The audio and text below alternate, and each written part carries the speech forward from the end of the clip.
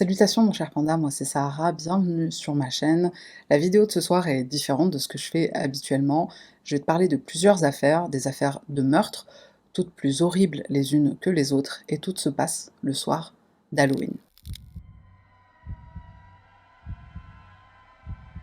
Notre première affaire nous emmène dans les rues de Chillicothe, dans l'Ohio, aux États-Unis, une affaire digne d'une légende urbaine.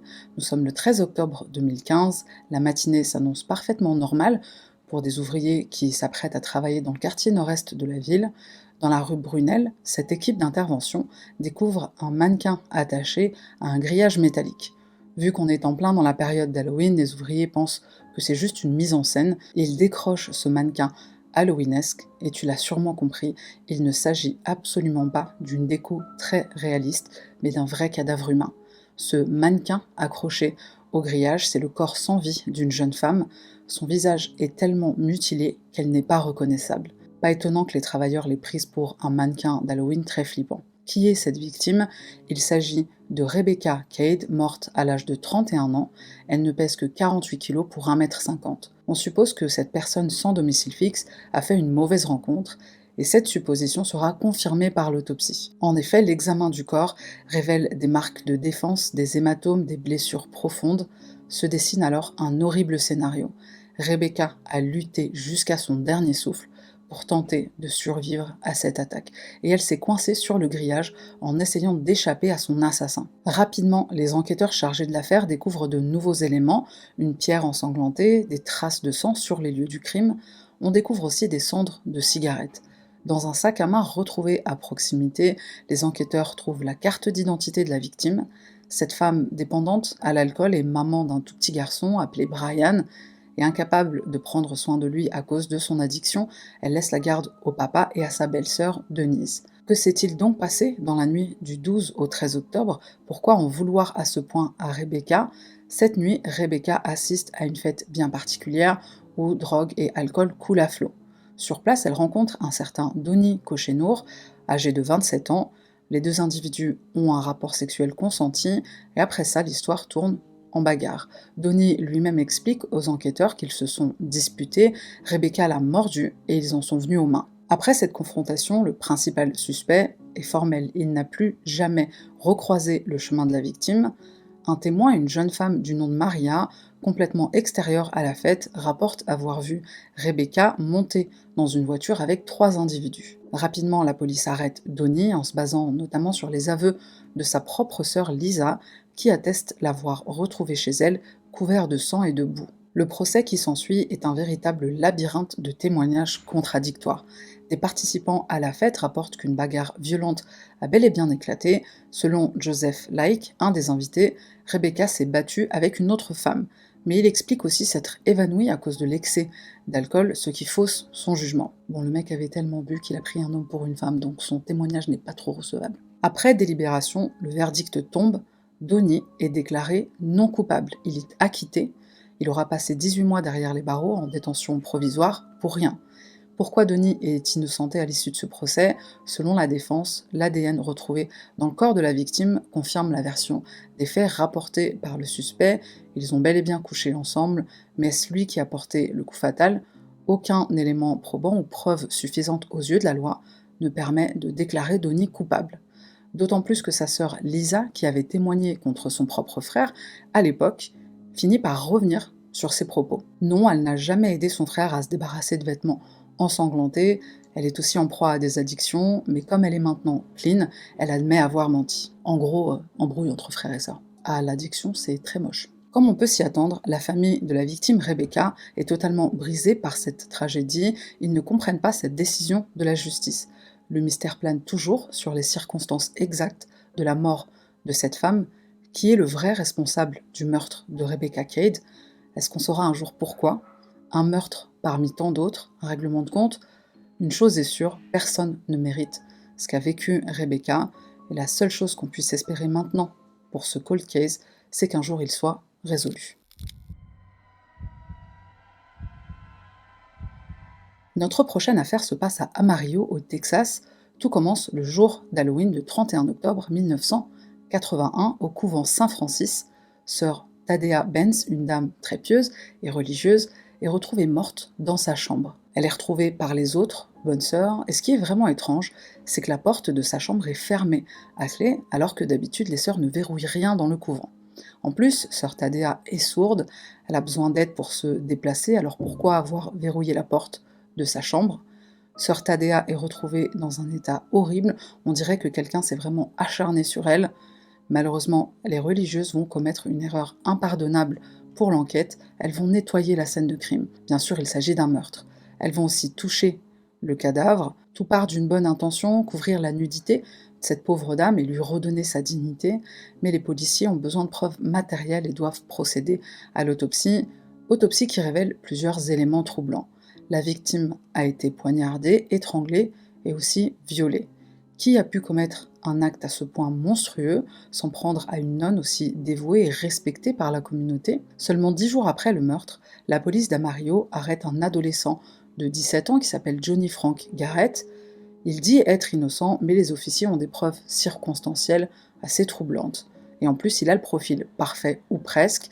Il traîne souvent près des maisons de retraite. Il a vécu lui-même des abus sexuels quand il était jeune.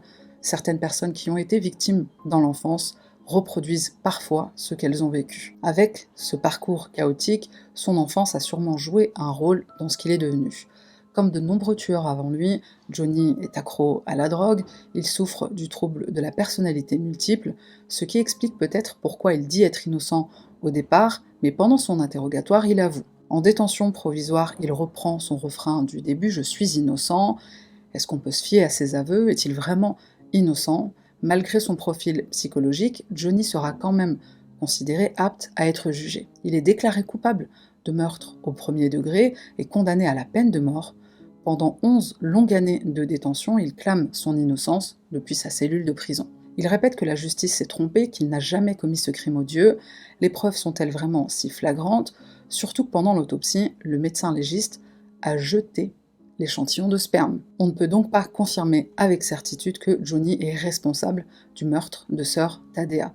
Surtout que, plot twist de malade, une autre femme âgée de 77 ans, Narnie Bryson, est sauvagement assassinée dans des circonstances identiques le 7 juillet 1982, soit environ 9 mois après le meurtre de sœur Thaddéa. Si Johnny est en prison, en détention provisoire, comment peut-il être responsable de cet autre meurtre? Pour le procureur, ces deux crimes se ressemblent beaucoup trop, ils ont forcément été commis par la même personne, et cette fois c'est Leoncio Pérez Rueda qui est arrêté et condamné pour le meurtre de Nancy. Les sœurs de Johnny commencent à se demander si Rueda n'est pas véritablement le coupable des deux crimes, et donc un tueur en série. Johnny Garrett est peut-être innocent, son avocat, Jeff Blackburn, est fermement convaincu de l'innocence de son client. Il affirme que Johnny est probablement entré dans le couvent, c'est vrai qu'il aime traîner par là, mais il n'a pas abusé de la bonne sœur et il l'a encore moins tué. Grâce aux avancées de la science, l'avocat est persuadé que des tests ADN vont innocenter Johnny, et pourtant, il sera quand même exécuté le 11 février 1992, malgré le doute qui plane sur cette affaire. Les derniers mots de Johnny vont marquer la mémoire collective. J'aimerais remercier ma famille de m'aimer et de prendre soin de moi. Quant au reste du monde, il peut embrasser mon cul. Poétique le Johnny. Pour Janet Dobbins, l'une des sœurs de Johnny, son frère est tout sauf un monstre, pour reprendre ses mots. 30 ans après la tragédie, elle continue de se battre pour laver son honneur. Est-ce que Johnny Garrett a été accusé à tort, exécuté à tort? Cette histoire est si incroyable qu'il sera adapté en film, et le titre, Les derniers mots de Johnny Garrett.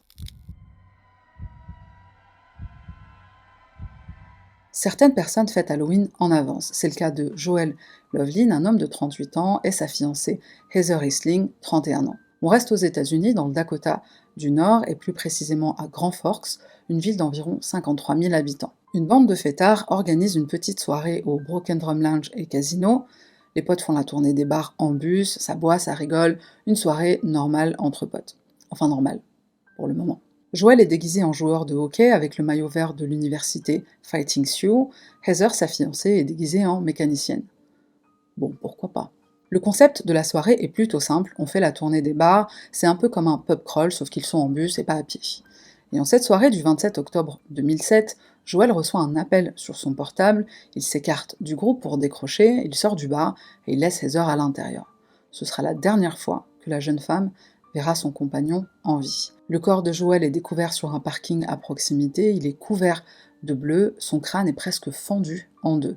Et comble de l'horreur, il semblerait que la victime se soit étouffée dans son propre sang. La police intervient, on commence bien sûr par boucler la scène de crime, et rapidement, on retrouve un indice très étrange, une patte jaune tachée de sang. 2 jours plus tard, un étudiant en médecine, Travis Stay, 23 ans, se pointe au commissariat, il affirme avoir passé la nuit dans le même bar que Joël, mais il a tellement bu qu'il ne se souvient de rien. Enfin, il se rappelle d'un truc. Il s'est battu avec un mec déguisé en chasseur.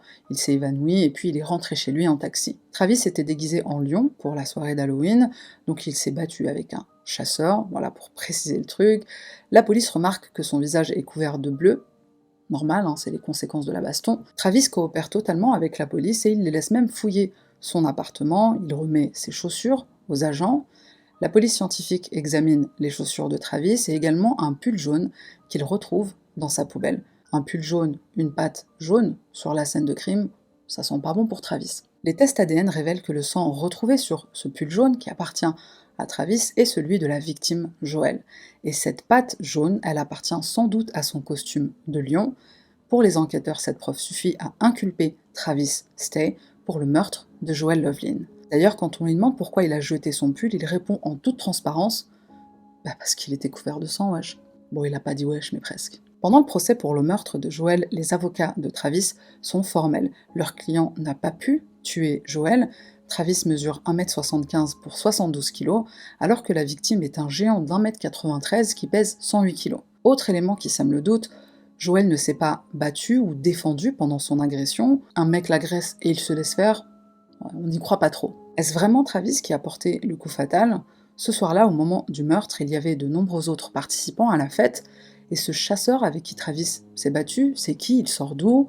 Son nom est James Wavra. Est-ce lui le responsable? Du côté de l'accusation, une théorie émerge.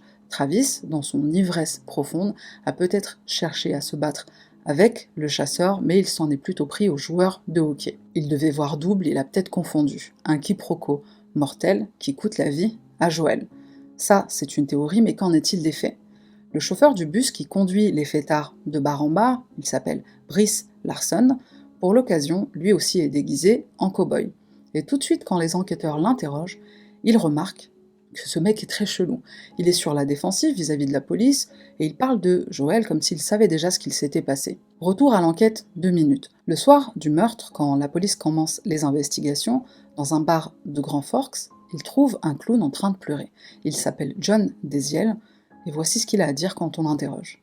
Je crois que les choses ont dégénéré ce soir. Un témoin, un complice, ce clown pleureur, âgé de 22 ans, éclaircit ce qu'il vient de dire, il s'est juste disputé avec sa fiancée. Ouais, on n'y croit pas trop. Retour au procès. Les avocats de Travis vont surtout pointer du doigt Brice Larson, le chauffeur de bus déguisé en cow-boy. Selon eux, 2 de ses amis étaient présents à la fête, Mitchell Dallen et Josh Desiel, donc le frère du clown pleureur. Ils ont très mal pris l'attitude bagarreuse de Travis, le lion qui veut se battre avec un chasseur. Et Joël, dans cette histoire, il essaie de calmer tout ce beau monde, il est déguisé et surtout très bourré, et là ça part en bagarre générale, bagarre pendant laquelle Joël se fait tabasser jusqu'à ce qu'il se retrouve au sol. C'est le scénario que la défense de Travis propose, et ils sortent leur plus bel atout, des vidéos de surveillance. On voit John le clown suivre Joël quand il sort décrocher son appel pendant la soirée, et même si on ne voit pas directement l'agression, les horaires correspondent avec la découverte du corps. D'après ces images de vidéosurveillance, seul le clown aurait eu largement le temps de tuer Joël. Mais ça ne suffit pas à convaincre les procureurs que Travis est innocent. Il lui propose un accord, s'il plaide coupable d'homicide involontaire, il écopera de moins de 10 ans de prison. Travis refuse sans hésitation, ce n'est pas lui qui a tué Joël, il est innocent. Le procès ne va durer que 9 jours et 6 heures suffiront pour que le jury délibère. Travis est acquitté. Selon eux, l'homme était bien trop bourré et affaibli pour donner la mort à Joël Lovelin, un homme d'1m93 et 108 kg. Aujourd'hui, en 2023, on ignore toujours qui a porté le coup fatal, mais on peut conclure que le mobile derrière cette mort tragique, c'est sans doute l'excès d'alcool et aussi de la toxicité masculine dans toute sa splendeur. Quelques verres de trop, un ego surdimensionné, ça donne une baston générale qui se termine de manière tragique pour Joel, l'alcool et les déguisements de clown à consommer avec modération. Notre prochaine affaire est courte, mais ce qu'elle manque en longueur, elle compense en, en what the fuckance. Halloween 1998, direction le Bronx, le quartier de New York le plus pauvre. Ce soir-là, Carl Jackson, un jeune homme de 21 ans, décide de faire une exception cette année. D'habitude, il ne fête pas Halloween, il trouve que c'est dangereux de sortir, surtout dans une ville comme New York et surtout dans le Bronx. Ce qu'on sait de Carl, sa mère est infirmière, son père est un employé des services postaux, et il a une sœur, Carline, qui est enceinte et attend son premier enfant. Carl est donc sur le point de devenir tonton. Programmeur informatique pour la société Morgan Stanley, Carl mène une vie plutôt tranquille, c'est quelqu'un d'assez discret et calme. Il a une petite amie, Darlene, qu'il aime, et Darlene a un fils de 9 ans, Clyde, enfant qu'elle a eu d'une précédente union. Carl accepte d'accompagner sa copine et son fils Clyde à une fête pour enfants, une fête Halloween, c'est vraiment pour leur faire plaisir. Tout se passe bien et le couple va chercher le petit Clyde qui profite de cette petite fête. Mais dès que Carl roule dans le quartier du Bronx, sur le chemin du retour, il croise une bande d'adolescents qui ce soir-là a très envie de s'amuser. Ils balancent des œufs sur le pare-brise de la voiture de Carl, et Carl décide de ne pas se laisser faire. Une erreur qui va lui être fatale. Carl s'énerve, il sort de sa voiture, il interpelle un des adolescents, et cet ado se sent menacé. Donc qu'est-ce qu'il fait? Il sort une arme. Carl Jackson meurt d'une seule balle tirée en pleine tête. Il est exactement 23h15, le soir d'Halloween. Qui est le meurtrier? Il s'appelle Curtis Sterling, il a 17 ans seulement, une vie totalement brisée pour la famille de ce gamin totalement inconscient, et aussi pour la famille Jackson, qui doit maintenant faire son deuil. Un juge va condamner Curtis Sterling à 20 ans de prison ferme. Il faut savoir que la ville de New York n'est pas étrangère au règlement de compte de ce genre, des œufs balancés le soir d'Halloween, des personnes qui le prennent mal, que ce soit une personne au volant d'une voiture comme Carl, ou un passant, propriétaire d'une maison qui vient d'être victime d'un lançage d'œufs, des confrontations qui finissent par un drame. La ville de New York en a connu 24 depuis 1984. Aujourd'hui, Curtis est un homme libre, il a été libéré sous caution en décembre 2015, mais pendant toute sa détention, il recevait une lettre tous les ans au mois d'octobre. Une lettre envoyée pour la fête d'Halloween, ou plutôt l'anniversaire de la mort de Carl Jackson. De qui vient cette lettre et que dit-elle? Contente que tu sois encore là, signée Gloria Jackson, la mère de Carl, la mère de l'homme qui l'a tué.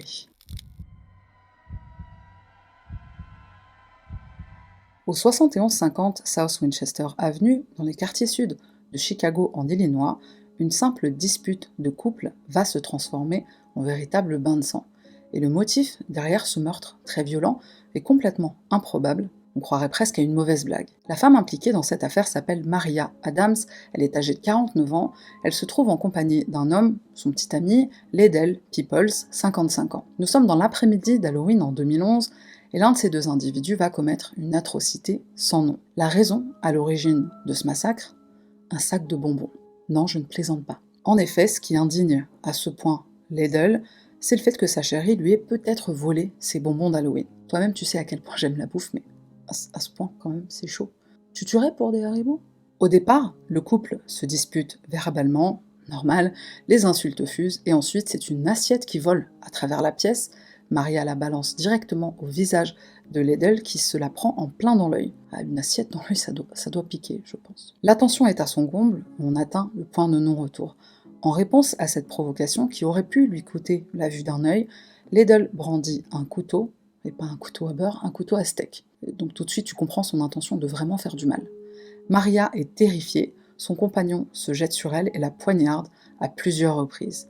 La police intervient, mais Maria est dans un état critique, elle est transportée d'urgence à l'hôpital Stroger, mais ses blessures sont beaucoup trop graves. Son décès est prononcé par un médecin quelques jours après son admission. Son compagnon, Ledell, est bien sûr arrêté puisque les preuves et les faits sont là, aucune énigme n'entoure l'identité du meurtrier. Ledell doit être jugé par un tribunal et assumer les conséquences de cet acte horrible commis pour un paquet de bonbons. Sa caution est fixée à 2 millions de dollars, et là, plot twist, Ledell est schizophrène. La cour prend en considération cette maladie mentale, mais c'est pas pour autant qu'on sera clément avec lui. Pourtant, pendant le procès, on prend en compte son passé non violent et aussi son éventuelle possibilité de réhabilitation. Mais pour les experts, les blessures graves infligées à Maria Adams et la nature très violente de ce meurtre vont peser lourd dans la balance de la justice.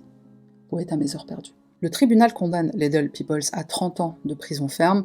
Vu son âge, c'est presque une peine de prison à perpétuité. Liddell va passer le reste de sa vie derrière les barreaux pour un sac de bonbons d'Halloween.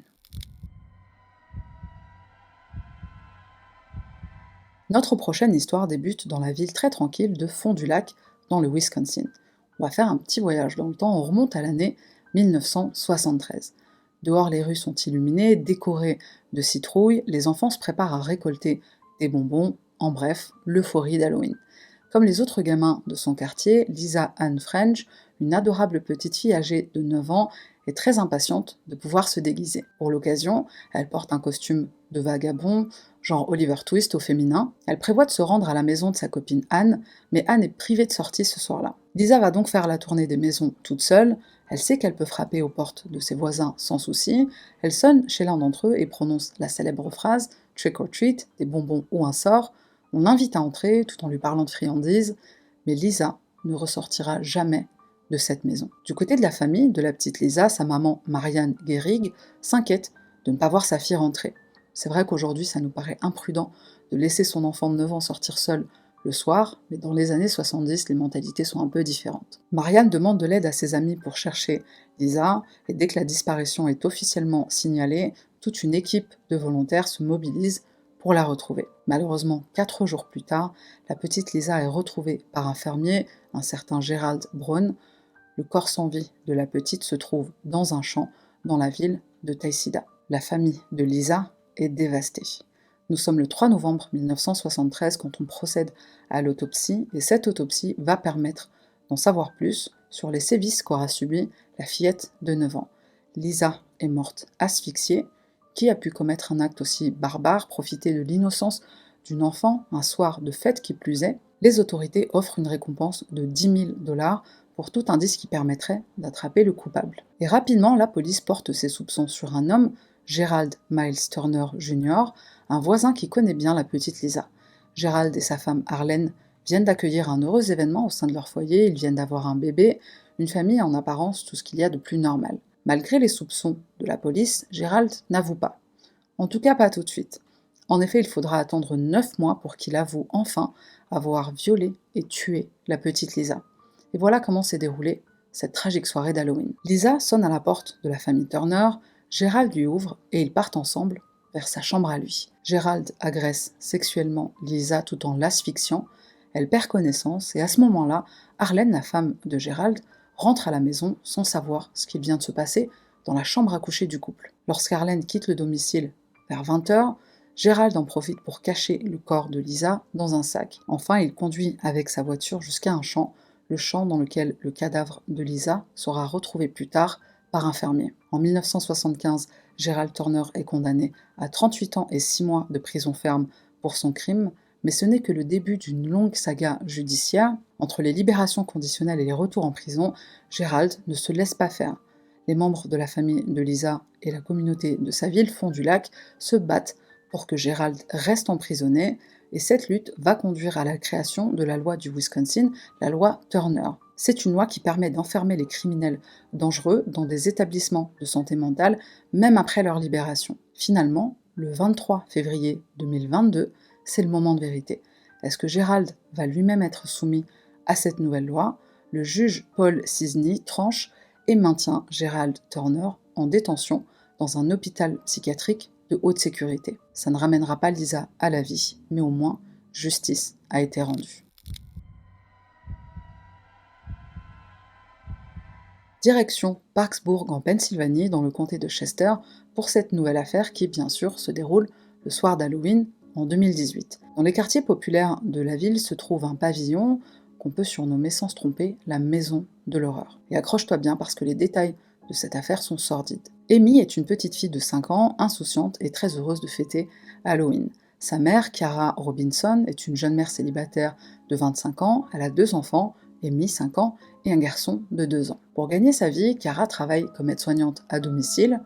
Nous sommes donc le 31 octobre, et une véritable tragédie est sur le point de se produire. Ça va te paraître incroyable, mais Cara et sa fille de 5 ans se disputent violemment ce soir-là. Une enfant de cet âge, ça peut être capricieuse, mais rien ne devrait justifier la violence physique ou même verbale, surtout quand on est dans un rapport de force très marqué, d'un côté une adulte, de l'autre une enfant sans défense. Dans un acte inexcusable, Chiara se laisse submerger par la rage, elle pousse sa fille en bas d'un escalier particulièrement raide. Bien sûr, les conséquences de cet acte sont terribles, la tête de la petite heurte le béton du sous-sol, une hémorragie se déclenche et le cerveau de la petite Amy se met à gonfler. Ses heures sont comptées. Quand la police reçoit une alerte, ils se rendent directement sur les lieux, ils y découvrent la scène, la petite Amy est déjà morte. Sa mère est traumatisée, très choquée par ce qui vient de se produire, et elle répète en boucle « J'aurais pas dû me mettre en colère, j'aurais pas dû la pousser ». Un aveu avant même que l'interrogatoire débute. Pendant l'enquête, l'examen de la scène de crime révèle d'autres détails encore plus sordides. On constate que le petit corps d'Amy est couvert de cicatrices, de plaies, de marques de coups, de contusions.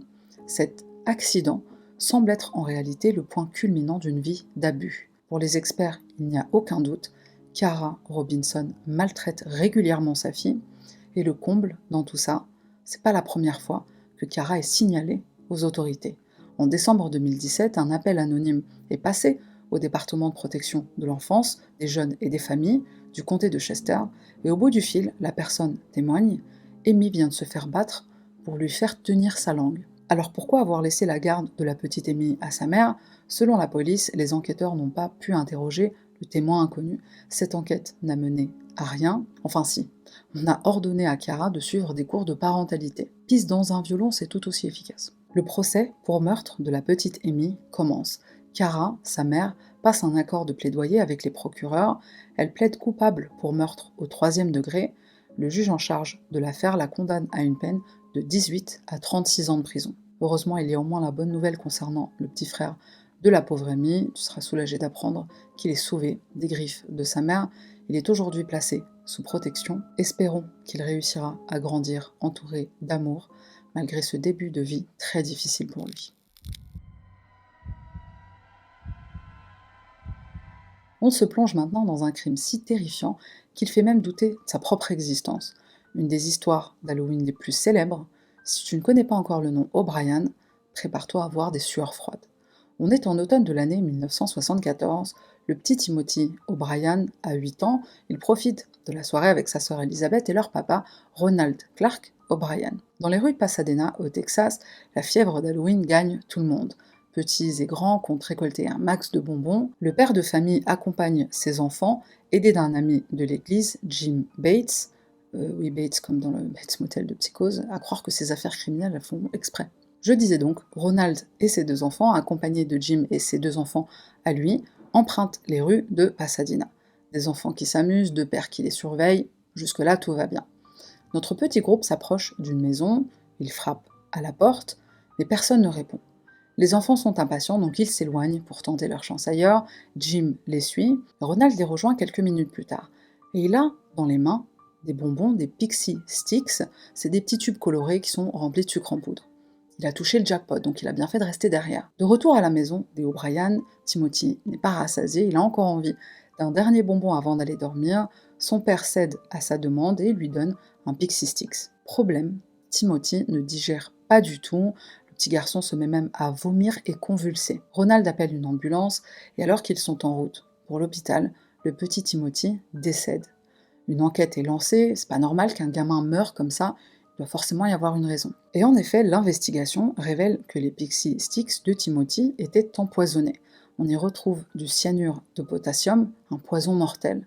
La question qu'on se pose bien sûr, c'est qui a empoisonné les bonbons? La police découvre, pendant son investigation, que quelques semaines avant Halloween, Ronald a souscrit à une assurance vie d'un montant de 60 000 $ pour ses 2 enfants. Le père de famille cumule plus de 100 000 $ de dettes. En cas de décès, il toucherait donc 60 000 $. Est-ce qu'on a affaire à un papa capable de tuer ses enfants pour de l'argent?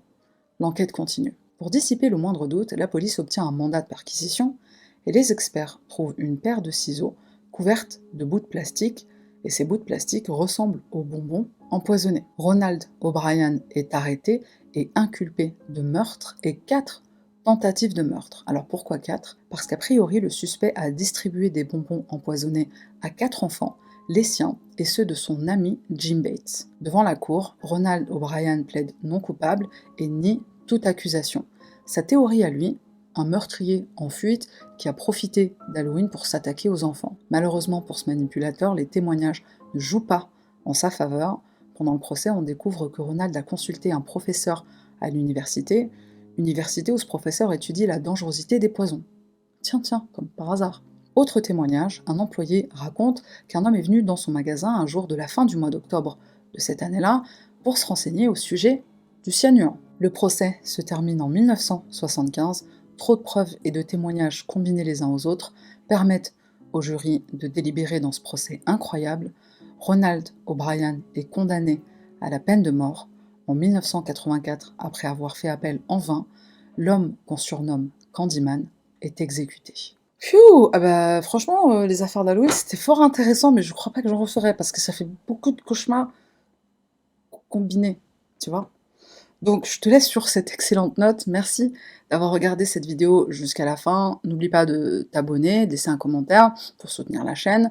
Il y a une autre chaîne qui est disponible aussi si tu souhaites encore plus, si tu aimes vraiment le true crime au point de vouloir encore plus, bah, il y a une chaîne true crime qui est la rediffusion de live sur Twitch. Je te mets tout ça en barre de description et bonne fête d'Halloween.